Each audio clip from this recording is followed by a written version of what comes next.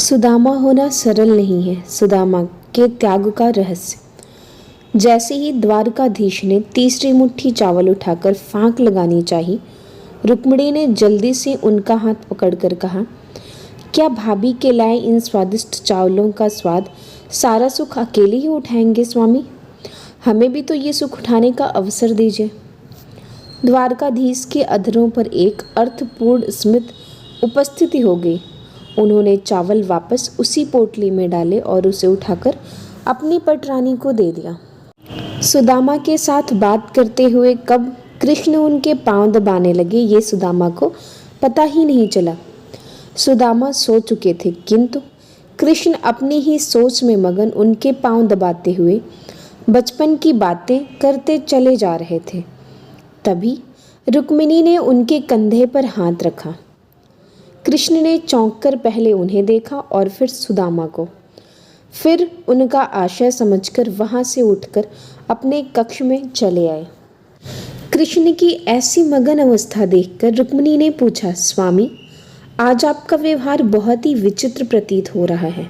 आप जो इस संसार के बड़े से बड़े सम्राट के द्वारका आने पर उनसे तनिक भी प्रभावित नहीं होते हैं, वो आज इतने भाव विवल हो गए कि भोजन छोड़कर नंगे पांव उन्हें लेने के लिए भागते चले गए।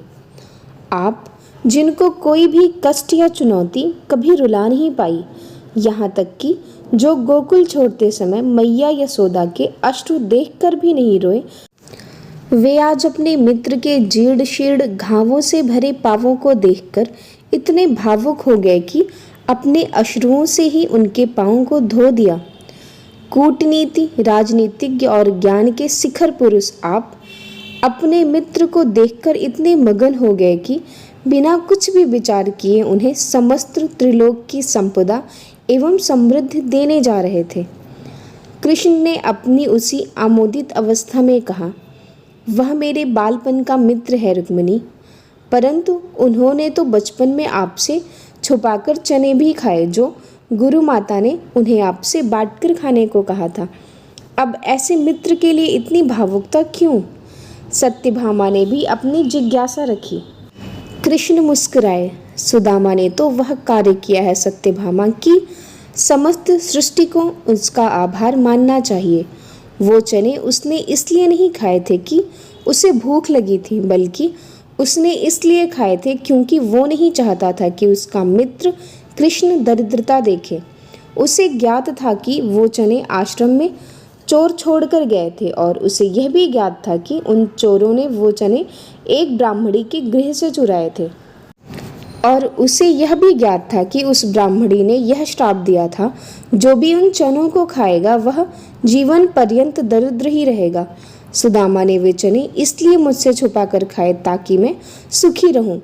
वो मुझे ईश्वर का कोई अंश समझता था, तो उसने ये चने इसलिए खाए क्योंकि उसे लगा कि यदि ईश्वर ही दरिद्र हो जाएगा तो संपूर्ण सृष्टि ही दरिद्र कहलाएगी।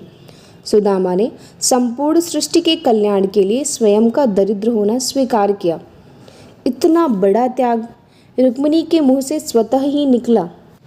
मेरा मित्र ब्राह्मण है रुक्मिणी, और ब्राह्मण ज्ञानी और त्यागी ही होते हैं। उनमें जन कल्याण की भावना कूट कूट कर भरी होती है।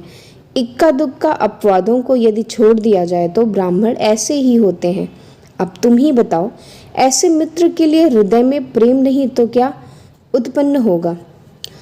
गोकुल छोड़ते हुए मैं इसलिए नहीं रोया था क्योंकि यदि मैं रोता तो मेरी मैया तो प्राण ही छोड़ देती, परंतु मेरे मित्र के ऐसे पांव देखकर, उनमें ऐसे घावों को देखकर मेरा हृदय भर आया। रुक्मिणी उनके पाँव में ऐसे घाव और जीवन में उनकी ऐसी दशा मात्र इसलिए हुई क्योंकि वह अपने इस मित्र का भला चाहता था। पता है रुक्मिणी, परिवार को छोड़कर किसी और ने कभी इस कृष्ण का इतना भला नहीं चाहा। लोग तो मुझसे उनका भला करने की अपेक्षा रखते हैं। बस सुदामा जैसे मित्र ही होते हैं जो अपने मित्र के सुख के लिए स्वेच्छा से दरिद्रता एवं कष्ट का आवरण ओढ़ लेते हैं। ऐसे मित्र दुर्लभ होते हैं और न जाने किन पुण्यों के फल स्वरूप मिलते हैं। अब ऐसे मित्र को यदि त्रिलोक की संपदा भी दे दी जाए तो कम ही होगा। कृष्ण अपने भावुकता से भराए हुए स्वर में बोले जा रहे थे। इधर कक्ष में समस्त रानियों के नेत्र सजल थे और उधर कक्ष के बाहर खड़े सुदामा के नेत्रों से गंगा यमुना बह रही थी। अगर आपको ये लेख पसंद आया हो तो चैनल को ज़रूर सब्सक्राइब करें।